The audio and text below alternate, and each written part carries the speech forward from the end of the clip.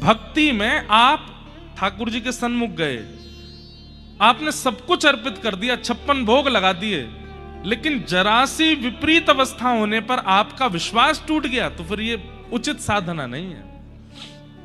वैष्णो देवी गए, जगन्नाथपुरी गए, खूब सेवा करके आए ठाकुर जी की, लेकिन सेवा करके लौट के जैसे आए तो एक अनुचित कृत्य यदि आपके साथ हो गया, उसी पर नाराज हो जाते हैं। बोले देवी मैया ने हमको पता नहीं हमसे नाराज हैं, या देवी मैया में अब बल नहीं बचा, हमारे साथ ये गलत क्यों हो रहा है। ये अविश्वास, अविश्वास नहीं भाई। देखो विश्वास कैसी चीज है। हम पैसे दे करके एयर टिकट लेते हैं, पायलट का नाम भले ही अनाउंस कर दिया जाता है पर उसका रूप तो जानते नहीं, उसके बारे में बैकग्राउंड तो हमें पता नहीं। फ्लाइट में बैठ जाते हैं, जैसे टेक ऑफ होता है कई लोग सो जाते हैं। सो क्यों जाते हो आप फ्लाइट में बैठ के? क्योंकि आपको विश्वास है कि वो हमको बिल्कुल ठीक ठाक पहुंचा देगा। ट्रेन में बैठ जाते हैं, सो जाते हैं, क्यों? क्योंकि रेलवे लोको पायलट पर हमें विश्वास है। अरे फ्लाइट की यात्रा करते हैं, ट्रेन की यात्रा करते हैं, बस की यात्रा करते हैं, इतना विश्वास हमें होता है कि हमें सही सलामत पहुंचा देंगे। लोग बाग सलून पर जाते हैं,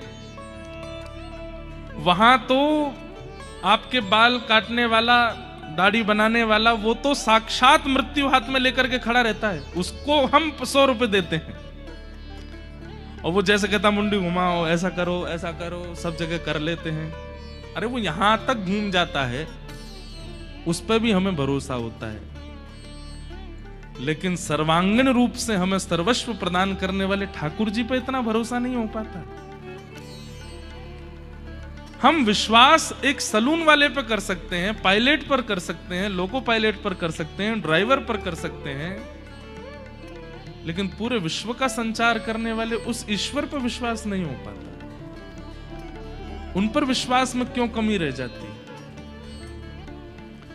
भक्ति में सबसे श्रेष्ठ प्रस्तुत करने वाली वस्तु यदि कोई है तो वो विश्वास है। आप चाहे जो दे दीजिए, लेकिन विश्वास कमी है, विश्वास खटा है, उसका कोई फायदा नहीं।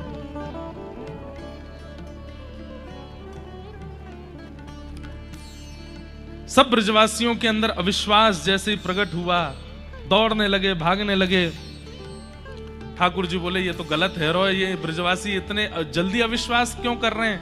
तब ठाकुर जी ने मन में विचार किया कि इनके चित्त में जब तक ब्रजमंडल है और जब तक ब्रजवासी होते रहेंगे तब तक विश्वास चित्त में धारण हो, उसके लिए अब मुझे कुछ करना पड़ेगा। आहा, गोवर्धने धृते शैला। इतने में ही ठाकुर जी ने श्री गिरिराज जी को प्रणाम किया और गिरिराज जी को प्रणाम करके अपनी दोनों भुजाओं से जैसे ही अधर किया तो गिरिराज जी कहते हैं ठाकुर जी ने ऐसे उठाए हैं। शुक्राचार्य जी वर्णन करते हैं, शब्दों का वर्णन ऐसा करते हैं कि ठाकुर जी ने गिरिराज जी ऐसे उठाए जैसे कोई छोटा बालक पुष्प को उठा लेता है। बिल्कुल जोर नहीं लगा ठाकुर जी को, तुरंत यूं उठाए, भीतर पहुंचे और बिल्कुल मध्यस्थ में जाकर के अपने बाम हस्त की कन्नी उंगली के नख पर ठाकुर जी ने श्री गिरिराज जी को धारण कर लिया। बोलो गोवर्धन नाथ की जय। सब ब्रजवासी दौड़ रहे हैं। अच्छा, एक अद्भुत बात, गिरिराज जी कितने बड़े हैं? 7 कोस, एक कोस में 3 किलोमीटर, 21 किलोमीटर के हैं गिरिराज जी। और 21 किलोमीटर के गिरिराज जी के नीचे कितने ब्रजवासी हैं? बोले 84 कोस के ब्रजवासी। 84 कोस के ब्रजवासी गिरिराज जी के नीचे आकर के खड़े हो गए। और केवल ब्रजवासी नहीं है, ब्रजवासी हैं, गैया हैं, बछियां हैं, बछड़ा हैं, बैलगाड़ी हैं। तो सोचो कैसे खड़े हैं सब। बोले बिल्कुल ऐसे एक से एक लग करके खड़े हैं, चारों तरफ बिल्कुल जैसे आप लोग बैठे हैं ऐसे चारों तरफ सब लाखों की तादाद में ब्रजवासी खड़े हैं। और एक शिला के ऊपर ठाकुर जी ऐसे उंगली पर धारण करके गिरिराज जी को ठाड़े। 7 बरस के ठाकुर जी ने 7 कोस लंबे चौड़े गिरिराज पर्वत को अपने बाम हस्त की कन्नी उंगली के नख पर 7 दिन 7 रात्रि तक धारण किया। सब देखते रह गए। अरे ब्रजवासीन की तो पूछो, कहा आकाश में देवता भी देख रहे हैं। जैसे ही ठाकुर जी ने गिरिराज जी उठाए, ब्रजवासी दौड़े, अपनी अपनी छड़ी ने लेकर के नीचे लगाए ले। ठाकुर जी बोले, जय कहा कर रहे हो भैया? अरे लाला, इतना लंबा चौड़ा गिरिराज पर्वत है, तेरी उंगली थक जाएगी, हमारे अपनी छड़ी लगा रहे हैं। ठाकुर जी कह रहे, जे नेक नेक सी बांस की छड़ी, इन पर टिक जाएगा गिरिराज जी? इतने मधुमंगल बोले, हम बे, हमारी छड़ी तो फिर भी मजबूत है, तेरी नेक सी उंगली पर टिक जाएगा जी? ठाकुर जी बोले, वास्तव में तो मैं नहीं उठाए रखे गिरिराज जी, तुम लोग काय को छड़ी लगा रहे हो, नीचे कर लो। लाला ऐसी बात है? बोले हम बे। तो बोले एक काम कर, तू उंगली हटा, पता चल जाएगी कौन पर टिक रहो गिरिराज। हम बे, अपने आप पे तो जय जय समझे, जब देखो यूं उंगली लगा खड़ो जैसे यही की उंगली पर टिक रहे हो। ठाकुर जी बोले, हम बे जे मेरी उंगली पे टिक रहे हैं, तू लाला नीचे कर ले उंगली, ज्यादा इतरावे मत है, यूं ऐसे खड़ो है को जैसे भगवान है, नीचे कर ले, हम संभाल लेंगे। ठाकुर जी बोले, देख ले भैया संभाल लियो? बोले हाँ संभाल लेंगे। ठाकुर जी बोले, नंद बाबा यशोदा मैया कहाँ है? बोले हम यहाँ। तुम सबरे बाहर को चले जाओ, क्योंकि जिगरवे बाहर हो, कम से कम मैया बाबा तो बचे।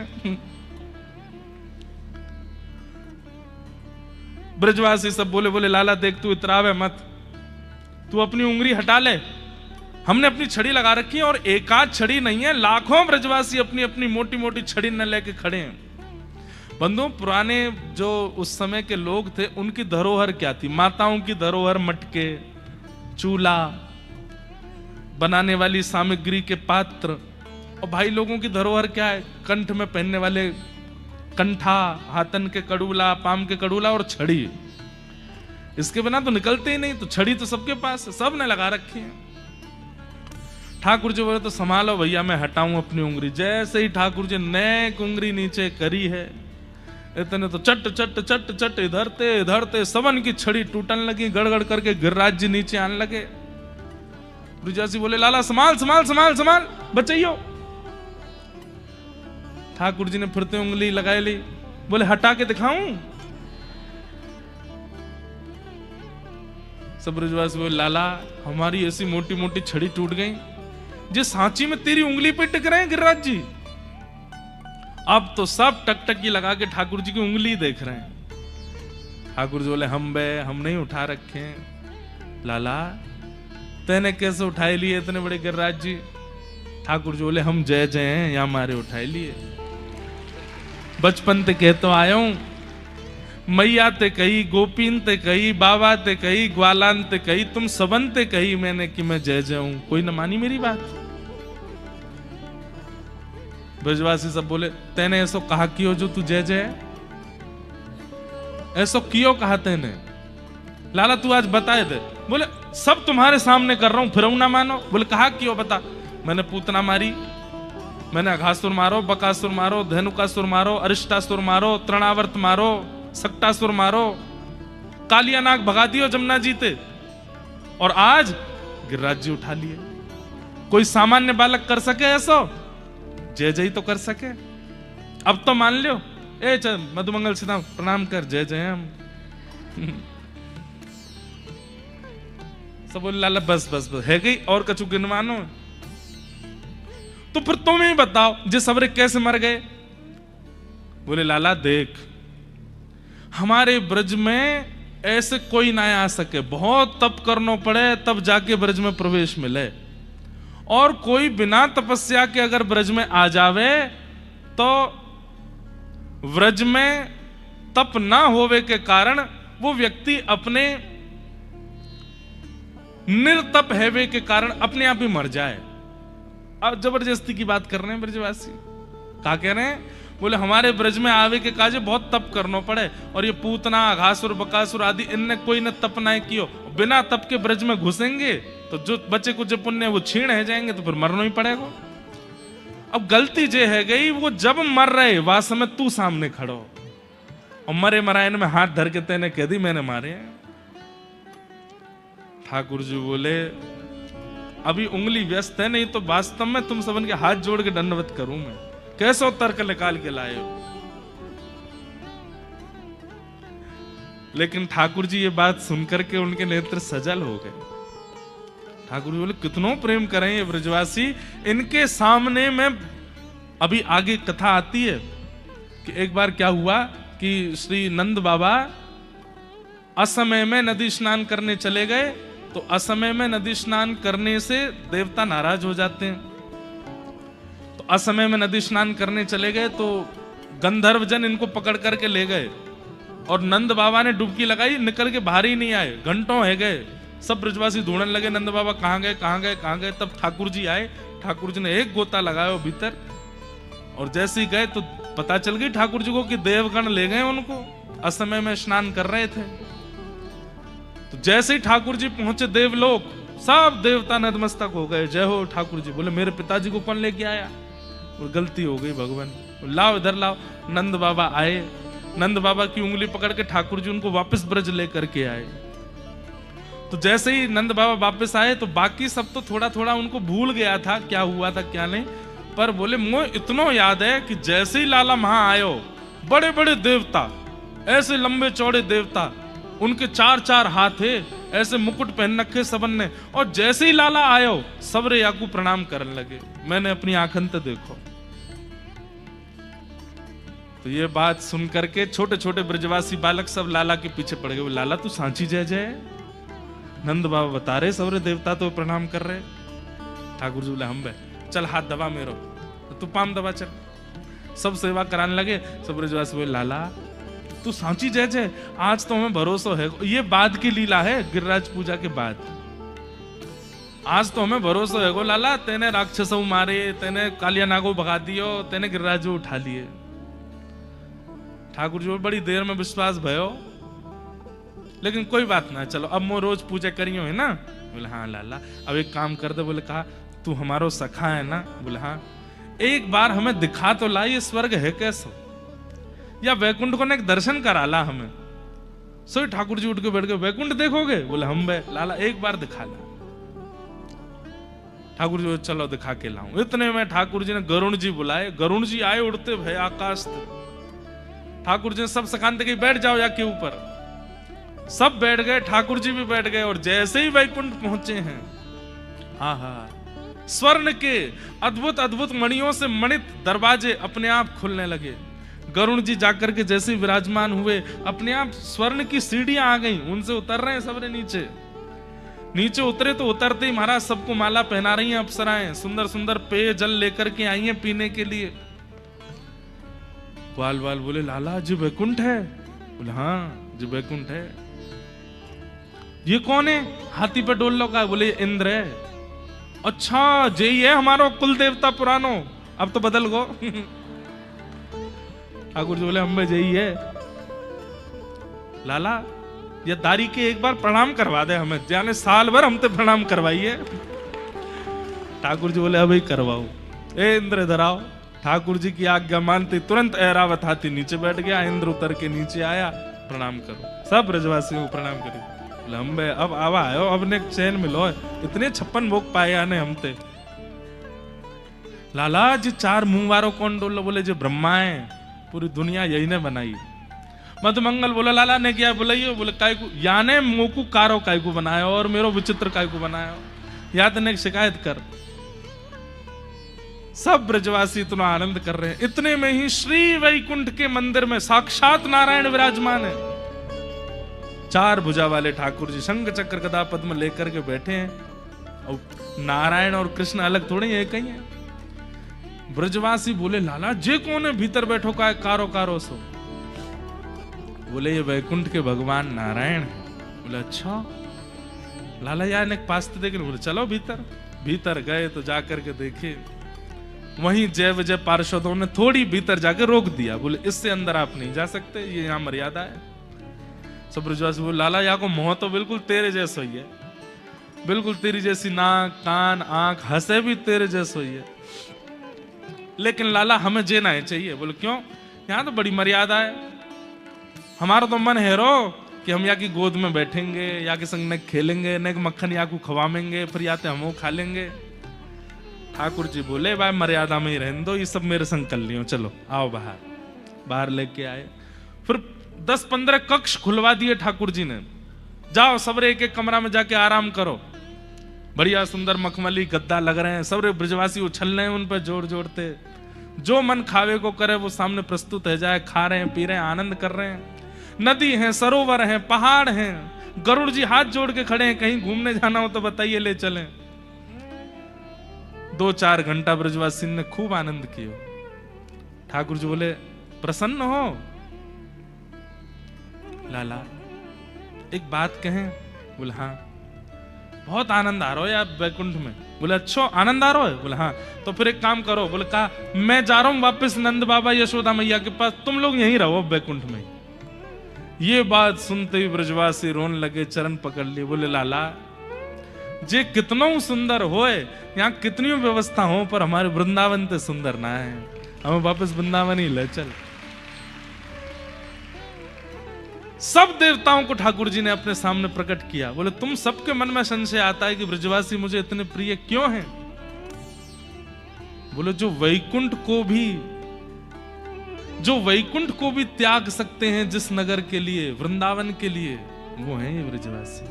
इनको वैकुंठ प्रिय नहीं है, इनको स्वर्ग प्रिय नहीं है। अरे कहां तक कहें, कुछ समय बाद जब मैं व्रत छोड़ करके जाऊंगा, इनके प्राण बसते हैं मुझ में, ये मेरा त्याग भी कर देंगे लेकिन वृंदावन से नहीं जाएंगे। अरे मथुरा दूर नहीं है वृंदावन से, ये चाहे तो 6 बार जाकर के मथुरा मिलके आ सकते हैं, लेकिन नहीं जाएगा एक भी ब्रजवासी मथुरा। क्यों? वृंदावन नहीं छोड़ सकते। वृंदावन हमें कृष्ण से भी अति प्रिय है।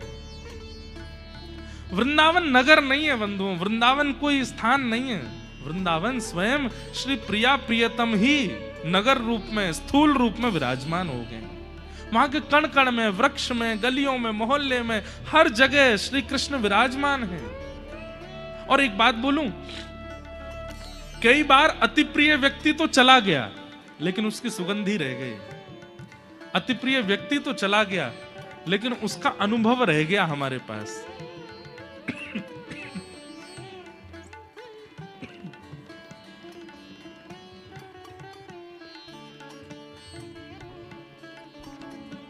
कई बार ऐसा होता है, दादी दादा चले गए, नाना नानी चले गए, घर का कोई सदस्य चला गया, अरे चलो स्वर्ग जाने की क्यों कहें, कोई मेहमान आकर के घर में 10-15 दिन रह के चला गया, 10-15 दिन बाद वो व्यक्ति स्वरूप से नहीं है, लेकिन उसकी आवाज, उसकी उपस्थिति, उसकी सुगंधी, उसका सब बोलना, उसका ऑरा वहीं रह जाता है। पर 2-3 दिन बाद फिर गायब होने लगता है। लेकिन वृंदावन आज तक श्री कृष्ण से अभिसिंचित है। आज भी श्री कृष्ण वहां की गलियों में, आज भी वहां के कण कण में, आज भी वहां के जनमानस के चित्त में श्री ठाकुर जी विराज रहे हैं। ये ब्रजवासी ब्रज नहीं छोड़ेंगे। गोपियां कहती हैं जयते तेधिकम जन्मना व्रज श्रयत सस्वदत्र। हे कन्हैया, तुम हमें बहुत प्रिय हो, लेकिन तुम हमें क्यों प्रिय हो? ते जन्मना व्रजम अधिकम जयति, क्योंकि तुम व्रज में जन्मे हो। और ये तुम्हारे लिए भी है, तुम भगवान हो, परमात्मा हो, लेकिन व्रज के अलावा कहीं और जन्म हुआ होता ना तो इतना प्रेम तुमको नहीं मिलता। भैया सच्ची हृदय पर रख कर के बात बताना, श्री कृष्ण वृंदावन वाले हैं इसीलिए अति प्रिय हैं। अगर श्री कृष्ण भाग्यनगर वाले होते इतने बढ़िया नहीं लग रहे होते। श्री कृष्ण बंबई वाले होते इतने अच्छे नहीं लग रहे होते। श्री कृष्ण कलकत्ता वाले होते कैसे होते? पान खा के दोनों तरफ रसगुल्ला की मटकी लेकर के घूम रहे हैं। श्री कृष्ण वृंदावन के हैं, व्रज के हैं, इसलिए अति प्रिय हैं। वही बात गोपी गीत में गोपियां कहती हैं कि आपका स्वरूप तो पूजनीय है ही, लेकिन क्योंकि आप वृंदावन में जन्मे हो इसलिए वह स्वरूप पूजनीय के साथ साथ प्रेमी भी हो गया, क्योंकि आप व्रज में जन्मे। ते जन्मना व्रजम अधिकम जयते।